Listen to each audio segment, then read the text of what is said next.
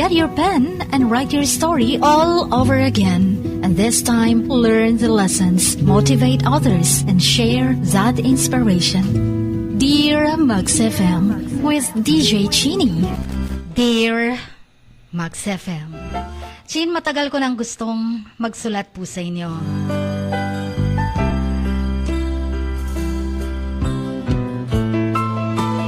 Pero kumukuha pa ako ng lakas ng loob. Kung tama bang ibahagi ko sa inyo ang kwento ko, sana'y hindi ako huhusgahan ng mga nakikinig ngayon. Itago niyo na lang ako sa pangalang Marizela. Masasabi kong isa akong dalagang may pusong sensitibo. I'm 23 years old. No boyfriend since birth. Hanggang sa makilala ko si Raul sa isang okasyon. Naramdaman ko yung connection namin sa isa't isa. May edad na siya, Chin. Siguro mga 10 years ang agwat namin. Yung bang meron siyang aura na hinahatak ako, na para bang hinihila ako patungo sa true love ko. Pakiramdam ko nun, siya na yung soulmate ko. That time, nung nagkamabutihan kami, mahabang naging kwentuhan, nasundan ng mga araw, ng mga linggo at buwan, na naging magkaibigan.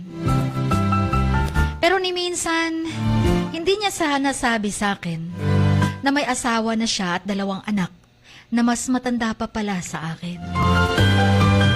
Sa wala akong kaalam-alam, Chin, nung nanligaw siya sa akin, sinagot ko siya. Siya ang kauna-unahang boyfriend ko. Sabi ko siya na yung true love ko at hindi ko na pakakawalan pa. At dahil hindi ko nga alam na may asawa na pala siya, kampante ako na ibigay ng buong buo ang pagmamahal ko sa kanya. Nakita ko sa kanya yung isang lalaking responsable. Matured na kasi. May stable job. Marunong magdala ng relasyon. Nagustuhan ko rin yung paraan ng kanyang pagtrato sa akin. Kaya unti-unti talagang nahulog ako sa kanya at tuluyan na akong na in love. Nung umabot na ng 1 taon at 8 buwan ang aming relasyon ni Raul, may dumating na lang sa bahay 2 babae. Ako ang hinahanap. Gusto daw akong kausapin. Nagulat ako, Chin, nang nagpakilala sila sa akin na sila daw ang 2 daughters ni Raul. May pamilya pala si Raul sa malayong probinsya. Kaya daw hindi na nakakauwi ang kanilang ama sa kanila. Dahil meron na pala daw siyang binabahay. At ako yun. Kaya pala hindi na daw nagkakabalikan ang kanyang mga magulang. Dahil meron na daw isang kabit ang kanilang tatay. Kung nagulat ako na may pamilya siya, Chin, mas nagulat ako sa katotohanang isa pala akong karida. Nakikita ko sa mga mata ng 2 bata na halos mangingiyak-ngiyak na. Ang tagal na pala nilang gusto akong kausapin. Nag-ipon lang ng sapat na pera para makapunta sa city at makita ako. Kakausapin dahil depressed na daw ang kanilang nanay. Ayaw na daw umuwi sa kanila. Pero galit na galit pa rin sila sa akin. Sinabi nila sa akin na alam nila ang tungkol sa relasyon namin, Chin. Matagal na. At hinihiling nila na iwanan ko daw ang kanilang ama. Para na lang daw sa kanilang 2. Para hindi na ma-depress ang kanilang nanay. That time, tamimay lang ako. Wala ako masabi. Hindi ko alam kung anong gagawin ko. Kung anong sasabihin ko. Sa matagal na katahimikan namin, nasabi ko na lang, sorry, hindi ko kasi alam. Hindi ko alam na mahigit 1 taon na pala akong karida. Hindi ko alam na may asawa pala, si Raul. At may 2 anak na mas matanda pa kaysa sa akin. Dama ko ang sakit at pagmamahal ng mga anak ni Raul para sa kanilang ama. At naramdaman ko yung bigat ng aking desisyon. Naisip ko, makikipaghiwalay na lang ako kay Raul para sa kanila. Hindi ko gustong masaktan ng mga taong nagmamahal kay Raul. Pero sa kabilang dako, sa puso ko, hindi ko rin gustong iwanan si Raul dahil mahal na mahal ko siya. Walang ibang rason para iwan siya.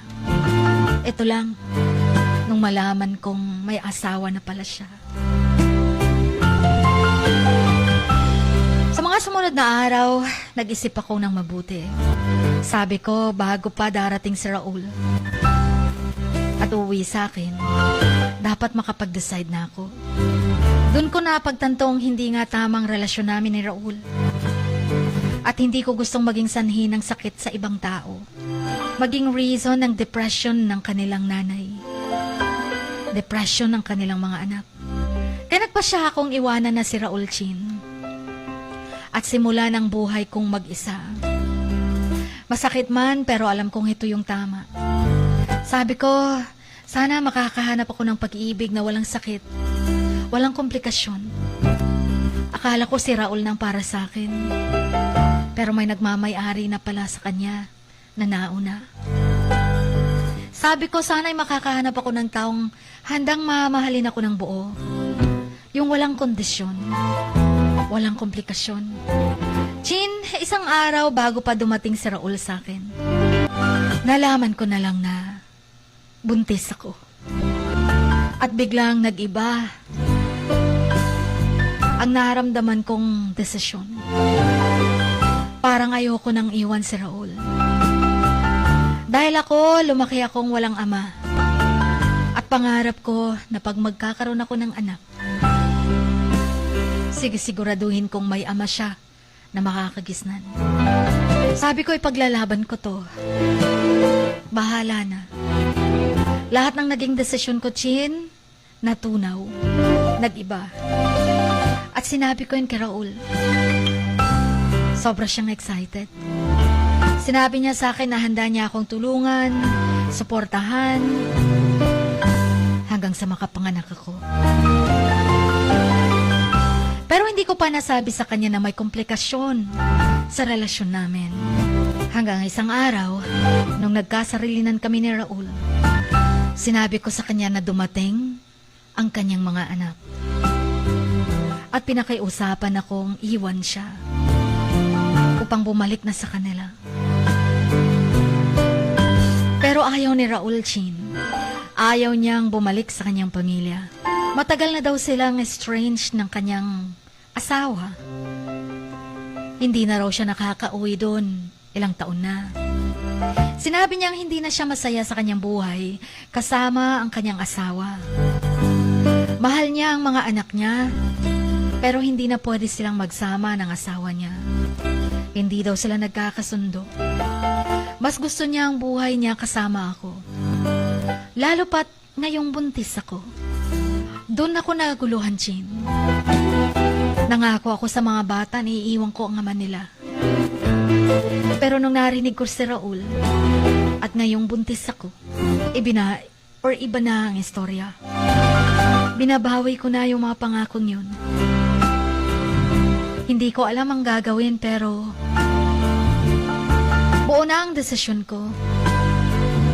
Naramdaman kong namang ang bigat pero alam ko na hindi ko gusto ang aking anak ay walang ama. At ayaw na din naman ni Raul sa asawa niya. Alam ko, dama ko na mahal ako ni Raul. At mahal na mahal ko siya. Pero sa isip ko, hindi niya ako kayang pakasalan pala. Paano ako, Chin? Mananatili na lang ba akong isang kerida? Napag-usapan namin ni Raul tungkol sa kinabukasan naming dalawa. I-work out din niya ang annulment ng kanyang asawa. Sinabi ko sa kanya na kailangan naming mag-isip ng mabuti tungkol sa magiging desisyon namin. Pero sa huli, alam kong kailangan kong isipin din ang kinabukasan ng aking anak. Paano ko ipagtutulakan si Raul? Ang lalaking sobra kong mahal at hahayaang makapiling niya ang kanyang asawa na hindi na niya mahal. Sabi ko, uwi ka na lang muna sa inyo. Kausapin mo asawa mo. Pero si Raul matigas ang ulo. Sinabi niya talaga sa akin hindi niya ako iiwan. Gagawin niya ang lahat para sa akin at sa magiging anak namin. Alam kong hindi ito madali, Chin. Alam kong may mga taong masasaktan sa desisyon namin. Alam kong kailangan kong isipin na may mga anak siya na nagsusumamo na balikan sila dahil depressed na ang nanay nila. Pero paano ako?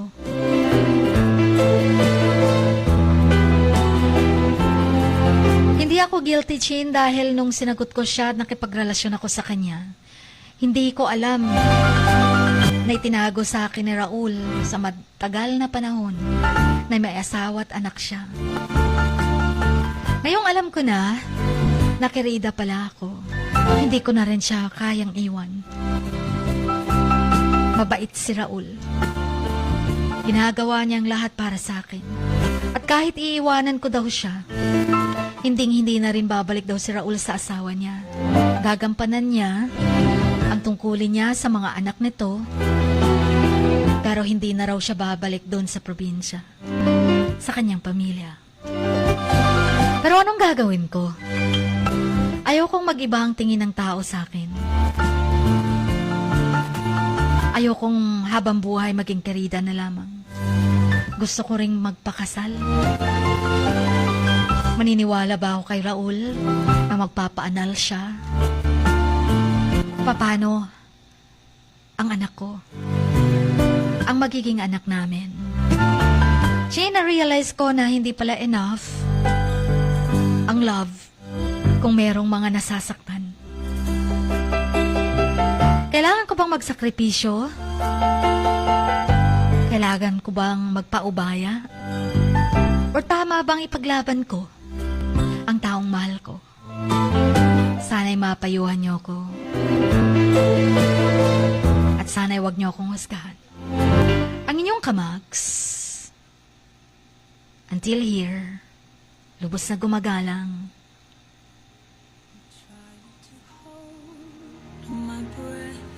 Marizela.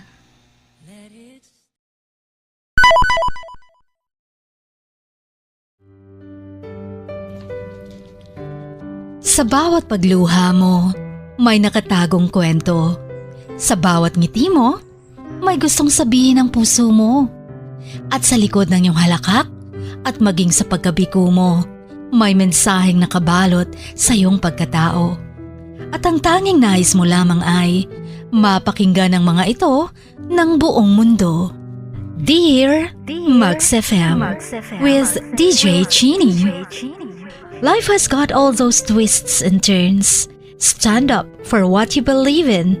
What lies behind you and what lies in front of you pales in comparison to what lies inside of you.